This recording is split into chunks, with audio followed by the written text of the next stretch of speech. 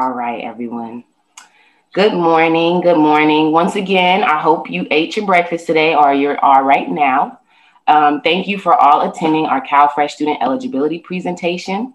I will be your host, China Ford. I am the college success manager at 10,000 Degrees. And we also have our IT tech specialist, Han, in the corner. Thanks, Han. Thanks, Han. As well as our presenter, Alexandra Danino, our senior supervisor for SF-Marin Food Bank. Thank you for joining us, Alexandra. Good morning, everyone. Thank you for joining us today.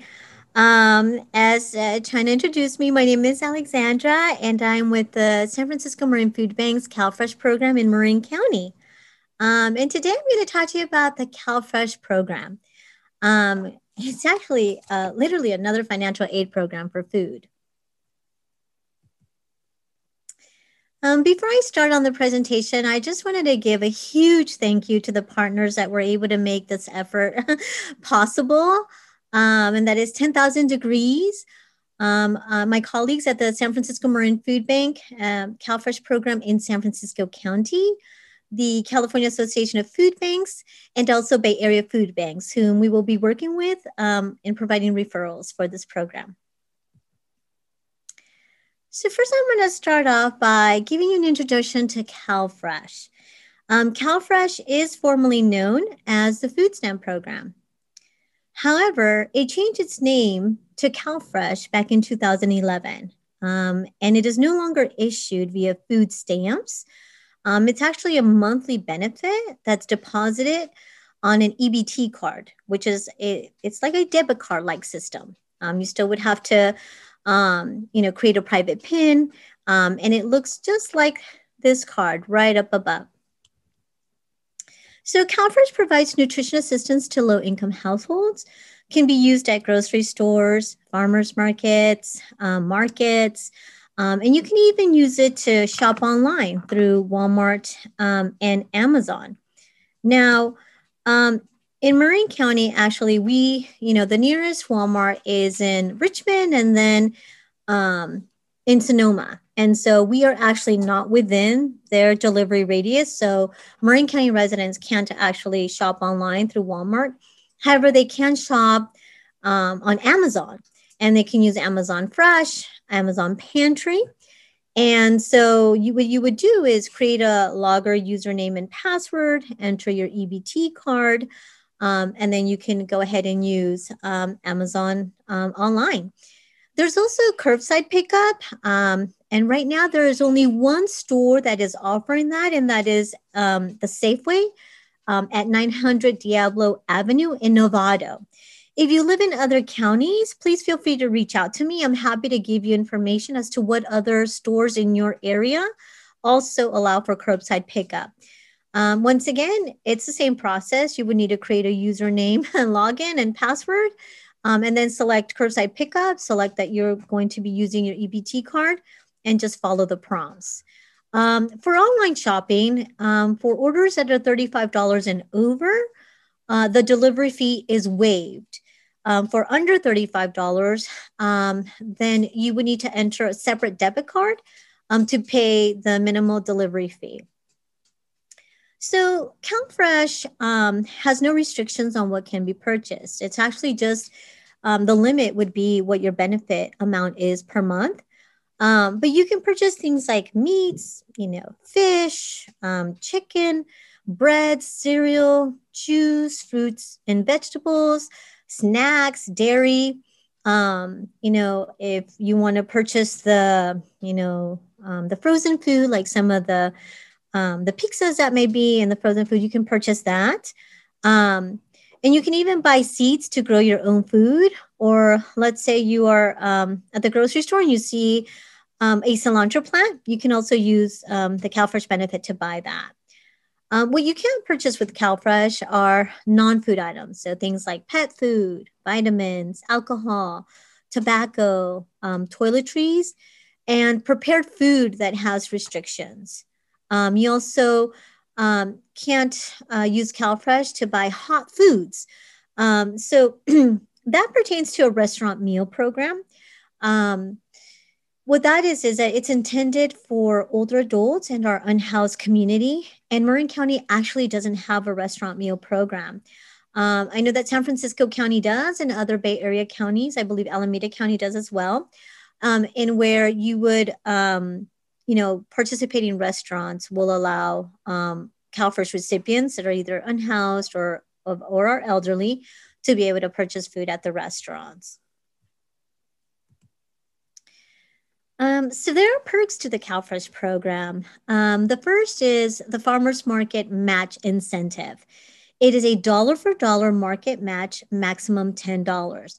So if I go to the farmer's market, I go to the info table and I let them know I want to use $10 from my CalFresh benefit.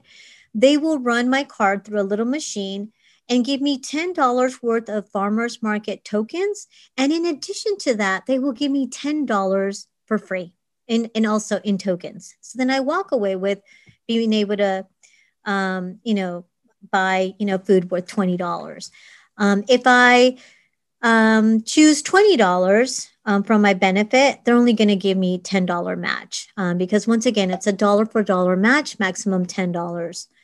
AT&T also provides low-cost home internet service for CalFresh recipients, along with smartphones and cell phone service, and that's also a limited plan.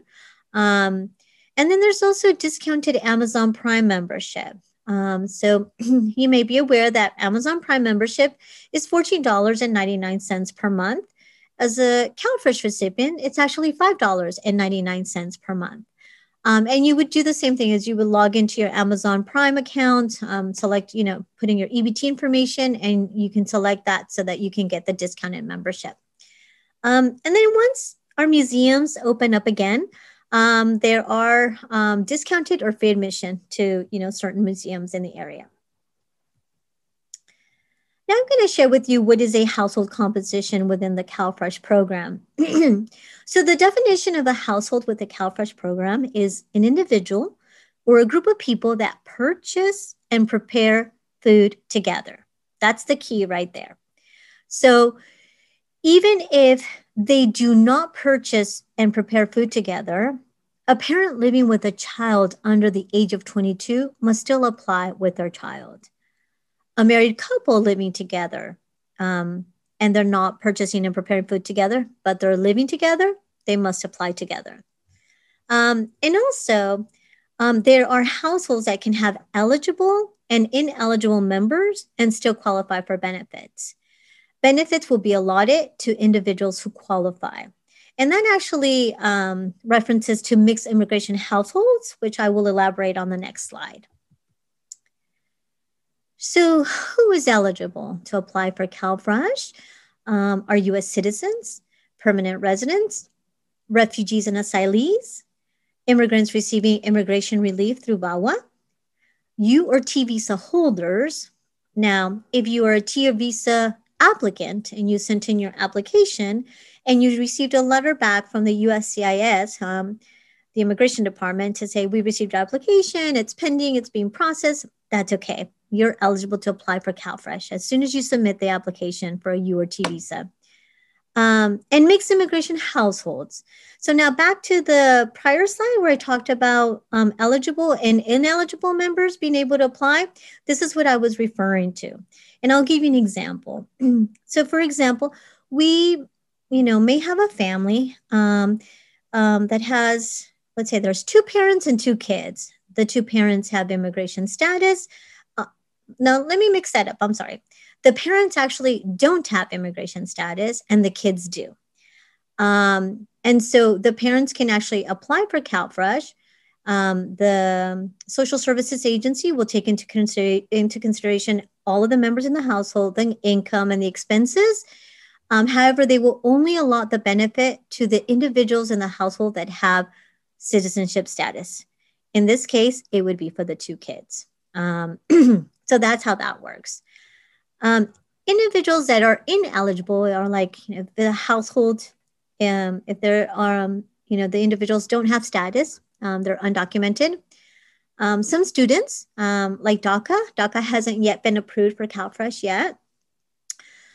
Fleeing felons, immigrants with temporary visas, And so for these situations, what we want to share with you guys is that there are additional resources. And you can see here, here's our food locator link. For San Francisco-Marin County, you can actually type in your zip code and you will find the nearest pantry near you. Hi, Alexandra. We have one question, kind of Yes. left into this slide. Someone asked, what about people who are pending green card applications and can't be a burden on the state? Pending green card. So, but then what is your status right now? You don't have the green card? Is that, what is the status prior to before the green card? Hold on.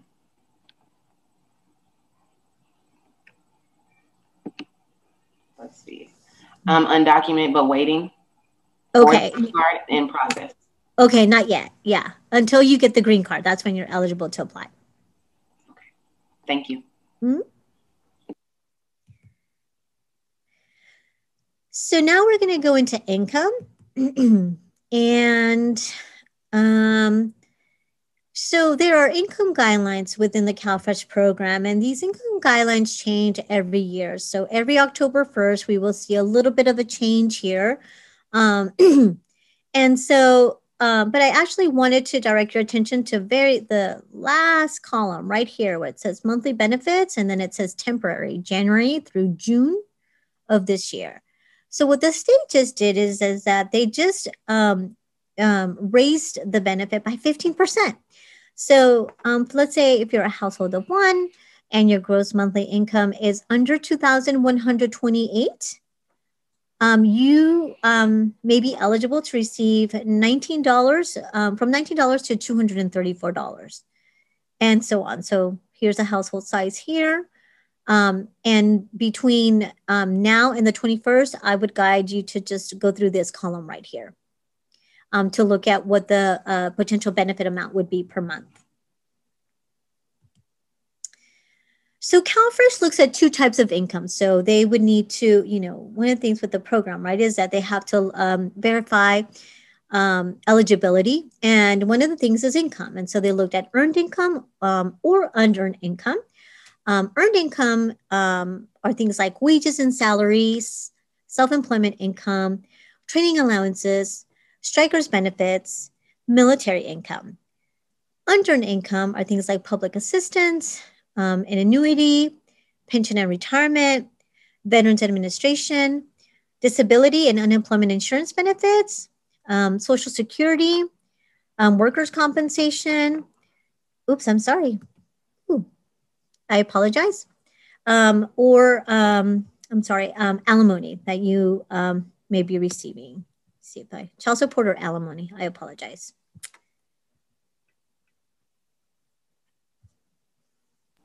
We have one question, Alexandra. Yes. Does stocks count as income? If you get interest on it per month, that's counted as income. It's the interest. Okay, thank you so much. Mm-hmm. So student rules. So within the CalFresh program, to be considered a student, an individual must be 18 to 49 years old, enrolled at least half time in an institution of higher education, and must be physically and mentally fit to work. To the CalFresh program, there are student exemptions, which is great. So let me go a little bit more into that. So those defined as students in the prior slide are ineligible for CalFresh unless they are a parent of a child under 6, or a child, or they have a child that's from 6 to 12 for whom adequate childcare services are not available. Another exemption is if they're receiving CalWorks, being paid for employment for a minimum of 20 hours per week on average, receiving a Cal Grant A as a community college student, or receiving a Cal Grant A or B as a CSU or UC student. And you must be under 25 years old, unmarried, or have received under $50,000 when you applied for the Cal Grant. And you must provide a CSAC award letter as verification, and a state or federally financed work study participant who is approved for the current term. And just so that you are aware that grants and loans are not counted as income. So one of the things that the eligibility office will ask for is, as a student, if you receive grants or loans. But please be aware that those things are not counted as income.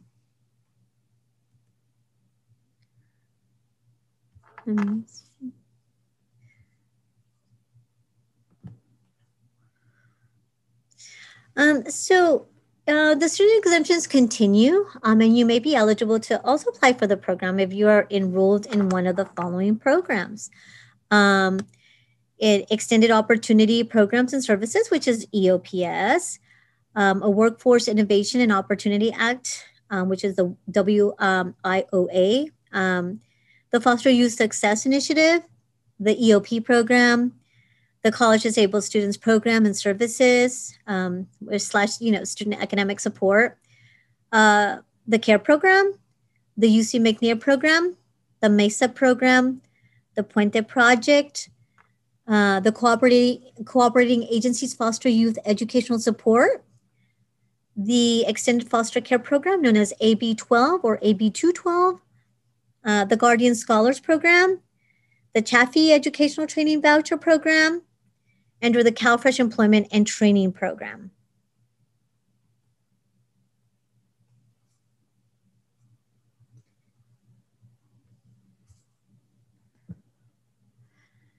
So as far as college meal plans, CalFresh benefits cannot be used to pay for a college meal plan.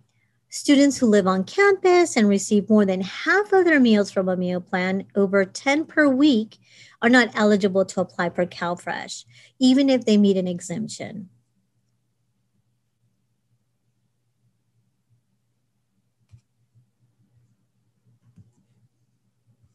We got one question. Sure. If a student is in a program like EOPS, do they still need to meet the income eligibility requirements to get CalFresh? Or is it just they met EOPS, now they check that box and they can go ahead and receive CalFresh?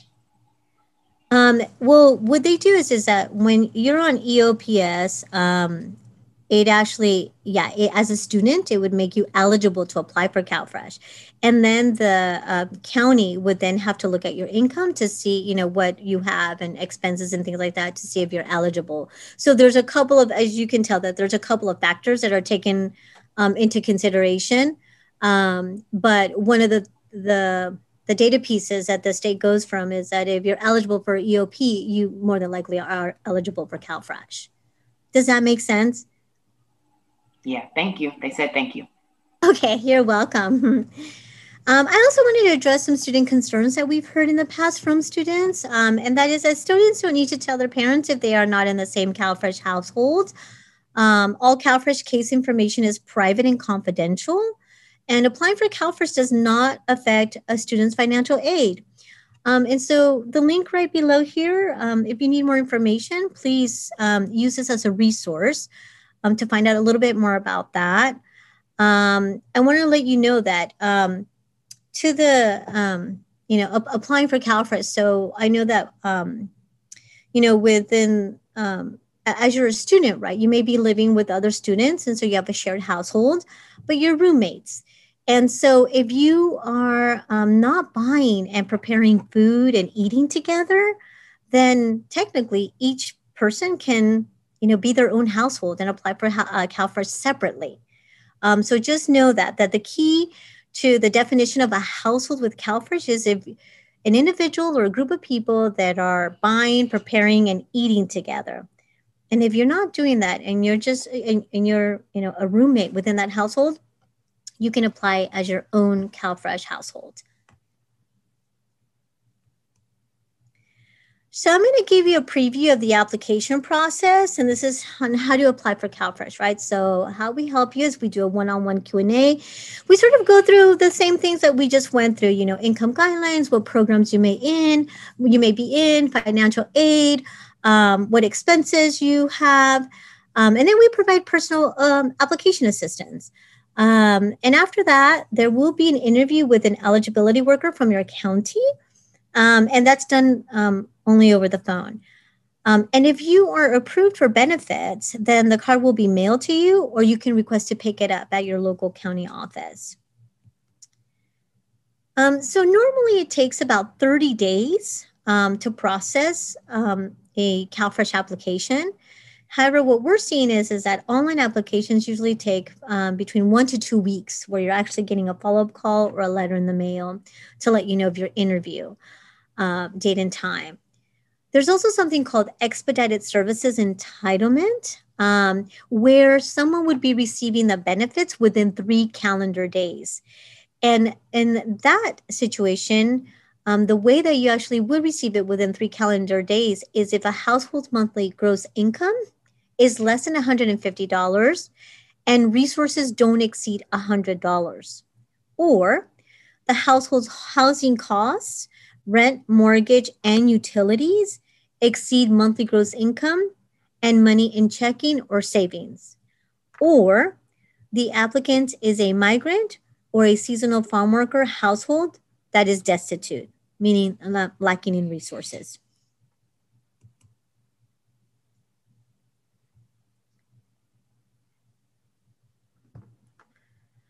So now I'm going to go into the verifications that you will need as you're applying for CalFresh. So you will need an ID, a college ID, driver's license, a passport, voter registration card, a legal permanent residency card, birth certificate, health benefit ID. Those are some examples of what you can provide as an ID. And they need the ID. Again, it's for your protection. Is that, just proves that, you are the one applying for this benefit. They will also need your social security number. The card is not necessary, just a number. They will need all income from the last 30 days and allowable expenses.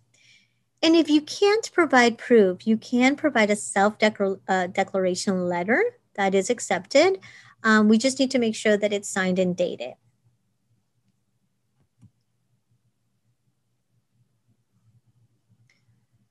So I just wanted to say really quickly to a majority of the people in the room, this is very similar to like our financial aid process. So most students already know about like paperwork and how important it is to get the paperwork in. So a lot of our students should already be familiar with this process when it comes to just financial aid. So I hope it just kind of translate over. Thanks, Alexandra. You're welcome.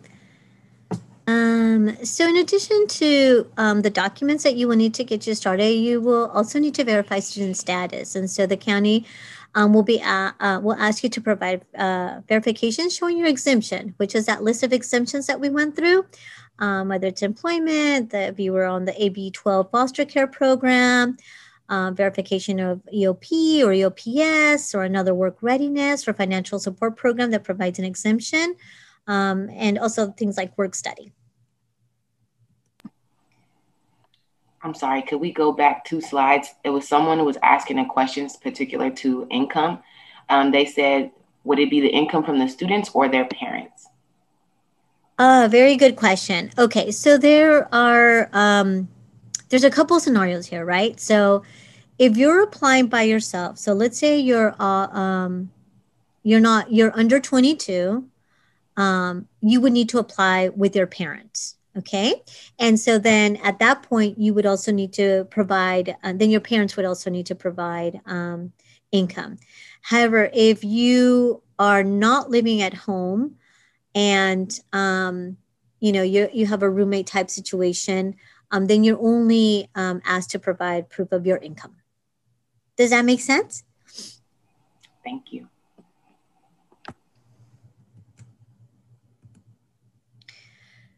So the way that we provide income verifications is that since the county needs it for the last 30 days, you would provide the 2 most recent pay stubs if you're paid biweekly or semi-monthly, or you would provide the 4 most recent if you're paid weekly.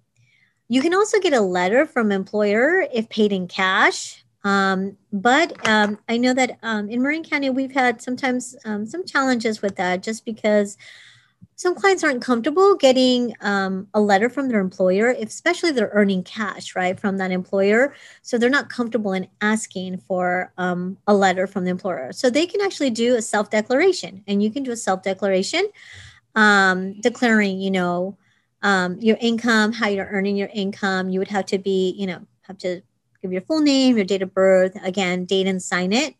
And that would also be accepted. When you're verifying self-employment, you can use your taxes, but it's not required. And in order to deduct real expenses, you must also provide receipts.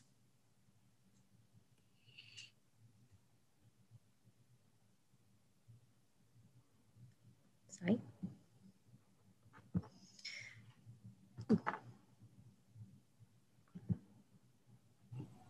Uh-oh. Did we lose you? Yeah. I think you got to share your screen again. Sorry. Here we go. So we're back on.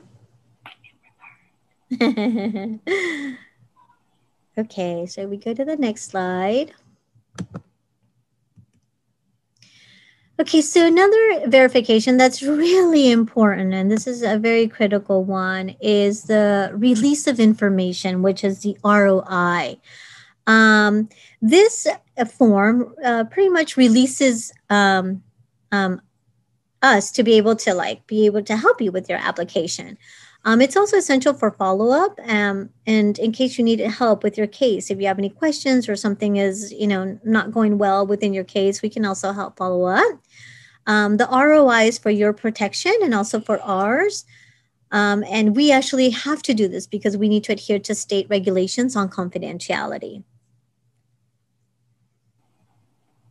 We have one more question from the previous slide.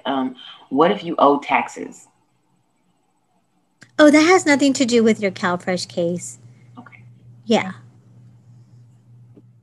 Was there an additional concern about that?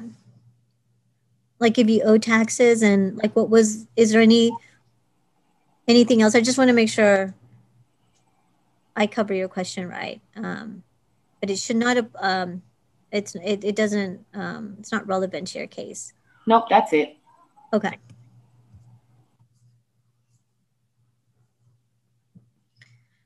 Okay, so there is CalFresh FollowUp.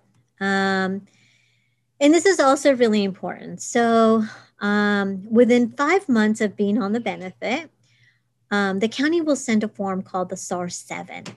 And it will have pre-populated information such as, your contact information, your address and so forth. And it'll pretty much ask, have there been any changes to your income, your household, your expenses?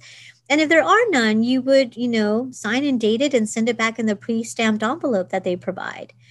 The county needs to have the SAR-7 in their system by the 6th month. So it's really important to send that back. Otherwise, the benefits may discontinue or they will pause them depending on the time frame. Within 11 months of being on the program, you're going to get another form, and it's the RRR, but it's the recertification.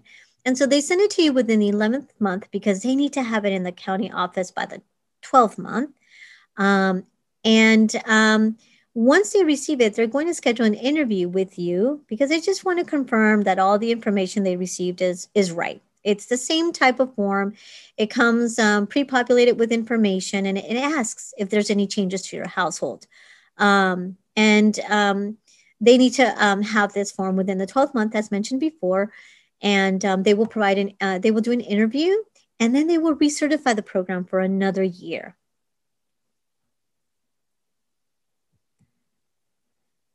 Now I'm going to go into some really great updates. And this is due to the pandemic. There were policy updates that were made to the CalFresh program. So the first is that there's a 2-year waiver, and that actually started last year on July 1st. And it's going to go on until June 30th of 2022. And what that policy is about is reinstatement of benefits within 30 days.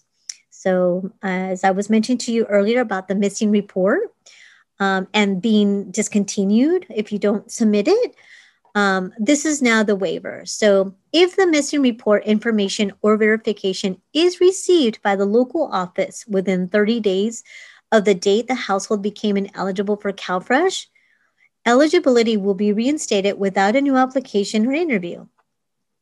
Benefits will be prorated from the date the household took the required action to reestablish eligibility. The other pandemic update is emergency allotment. So CalFresh households who are receiving less than the maximum amount for their household size will receive the supplement to make up for the difference on March 7th. So let me explain to you how that works. So let's say, so we are in February. I apply for CalFresh. I am a household of one.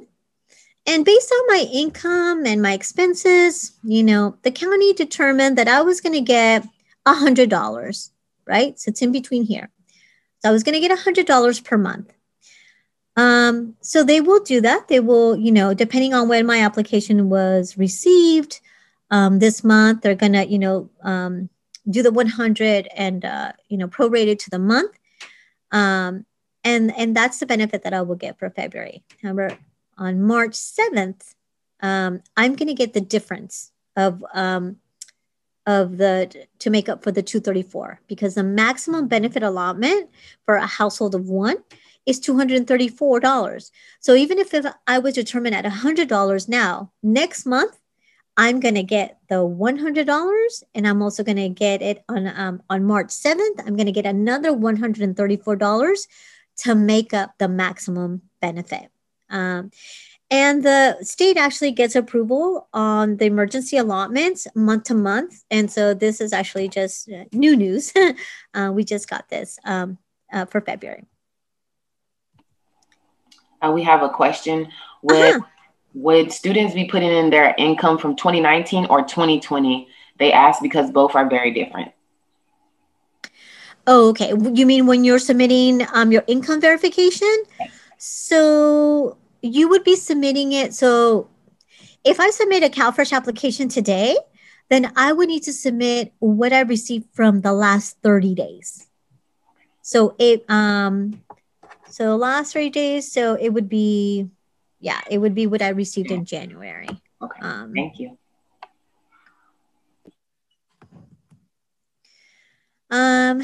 So here's another great pandemic policy update, and it's around work study. And it's also around the expected family contribution of $0. And so right now, students are really encouraged to apply for CalFresh if they are eligible. So in the past, it used to have to be approved, but now it's if you're eligible for state or federally financed work study.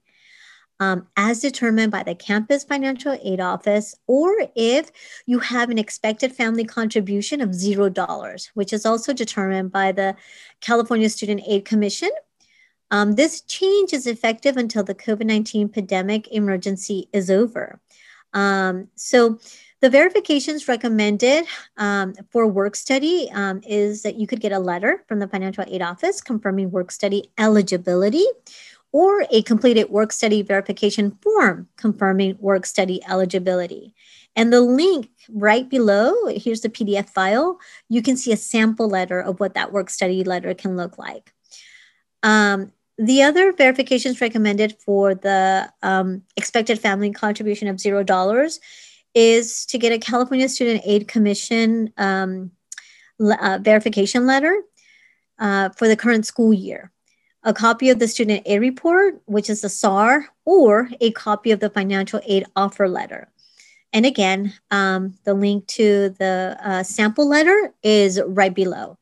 And that's something that you might be seeing already. If you have a 0 EFC, the CISAC will actually be sending letters to students who have a 0 EFC. If you don't get it, again, here's the link here where you can download it and fill it out, and then be able to, share with your financial aid office. So there's actually, so for the CalFresh program, what's really cool is that you can actually download an app to be able to look at your benefit. It can track, your spending and give you balance information. It will also give you information on stores that accept the CalFresh benefit. And it also shares coupons to help save, more money on food. So as you can see, there's the app is available, right, for the smartphone, the iPhone.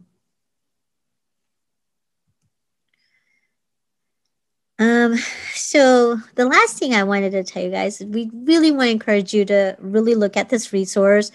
Sign up. This is right here, the flow page that China has been working on. Sign up, and we are happy to help you apply. Over here, as you notice, here's the flow page link at the bottom. But up at the top, it was, the CalFresh eligibility presentation, which we are on right as of this moment. We do, for San Francisco-Marin County residents, you can actually schedule your CalFresh assistance meeting here at the second tab. And at the third one, we want everybody to please do the CalFresh opt-in survey. No matter what county you live in, please do the opt-in survey. It really helps us guide how to be able to help you next. And also, we may need to potentially refer you to another food bank and other resources. And so the survey really helps us to be able to help you apply for the program and or follow up with resources. And the fourth tab here is, is the work study verification letter for CalFresh. So China made it very simple. You can also go to this tab and look at that sample letter, or you can look at the last tab and it's the CSAC sample letter. We also will go ahead after we finish up this presentation, we'll upload it to that same link. So any student that has not been able to see it, or a community member that would like to re-see this presentation, they'll be able to go to that flow page link and see our presentation on YouTube. Yes. I wanted to let you guys know that for Marin County residents, we do have a hotline number. It's 415-767-5220. Feel free to call me. If you have a specific situation, I know I heard different, types of questions pertaining to your, individual case. And so I'm happy to help you navigate that. I know that one of the things was the waiting for the green card. I also have some additional information about that. So let's, if you're interested, please give me a call. The other is, here's my contact email. I also work great with email. And so I'm here to serve you guys and really help you guys get, as much as of, access to food as possible.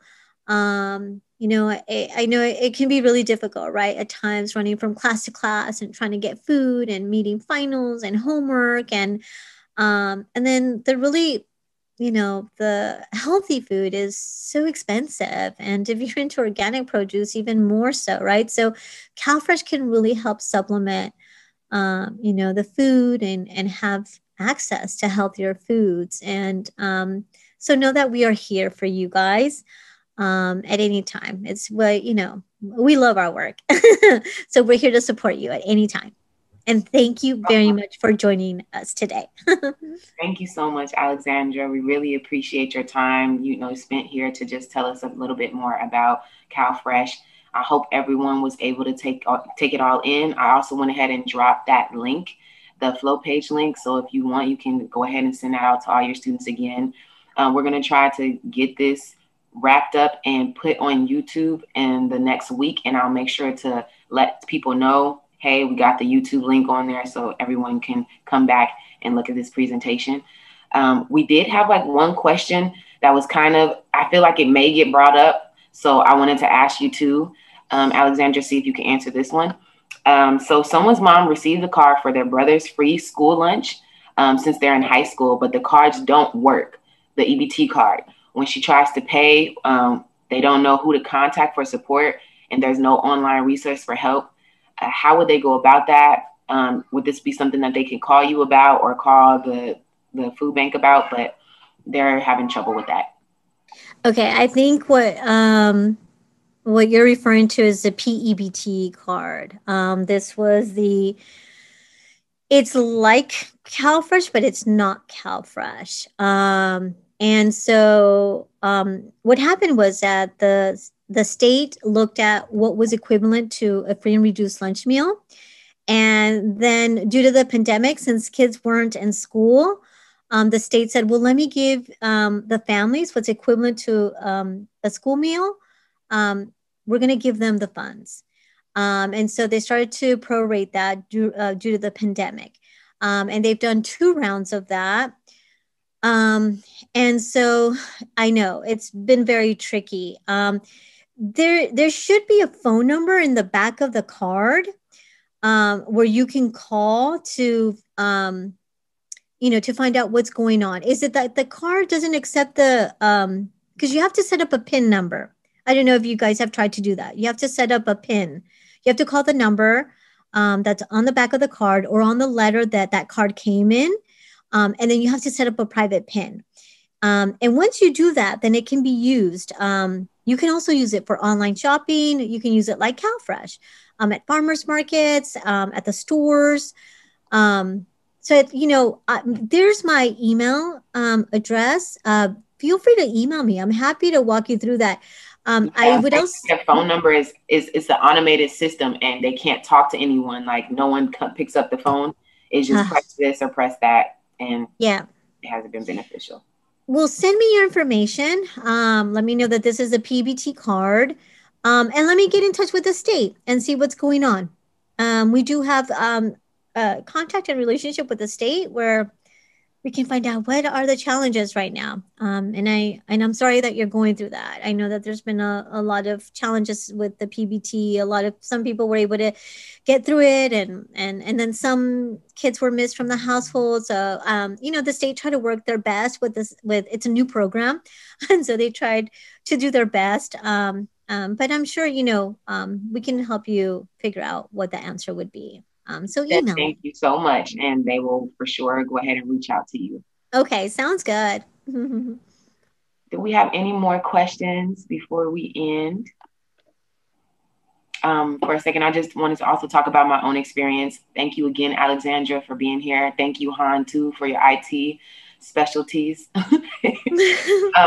But also just to let people know, like, the reason why I am so enamored with Alexandra and making sure that students get this information, because I was one of those students that was very hungry in college. I was one of those students who ate the worst of the worst because, like you said, the food that is good for you costs way too much. So no, I wasn't at Whole Foods. No, I wasn't getting like the good produce that I needed because it was way cheaper and easier for me to get some Hot Pocket or something that was oozing out of my skin.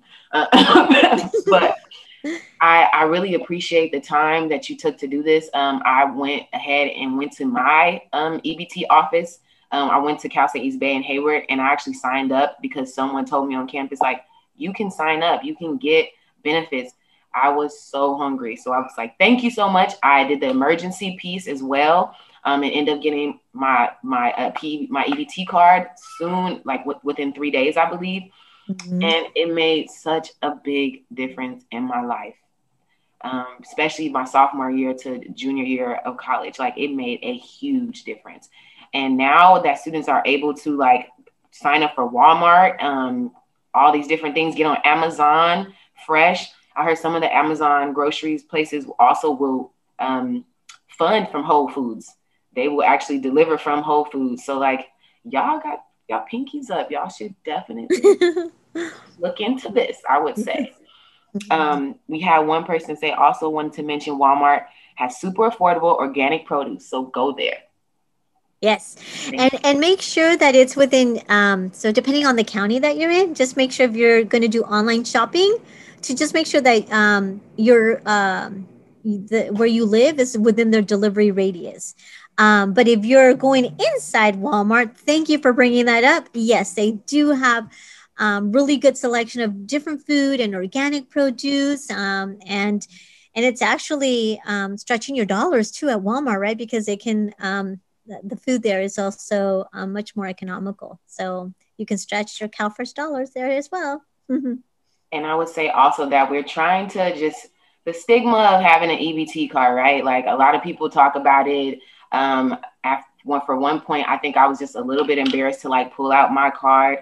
But at the end of the day, I was like, this is like financial aid.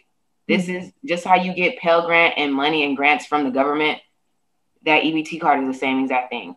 And so I wasn't worried about that anymore. If some people are worried about that, hey, like we said, you do have options where you can do Walmart and you can get it brought to your doorstep, or you can do different things. There's different options for you. So we just want to let everyone to know, please, if you haven't already, apply. Maybe you're not sure, still apply.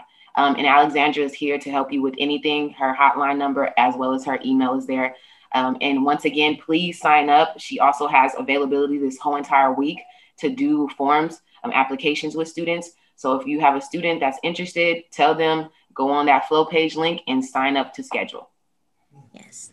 Thank you, China. I also wanted to just give a pitch to that. CalFresh is an entitlement program. It's like many programs out there, right? That like even right now, as we're working, we're contributing to Social Security. We're contributing to all the different programs that are out there. And so I wanted you to know that CalFresh is like also, of course, Social Security comes at a later age, but just know that it's like that. It's an entitlement program that we're actually all contributing to. And so if you're eligible, please apply. All right. Thank you so much. I don't think we have any more questions, Alexandra. Thank you all for joining us. Bye. We appreciate it.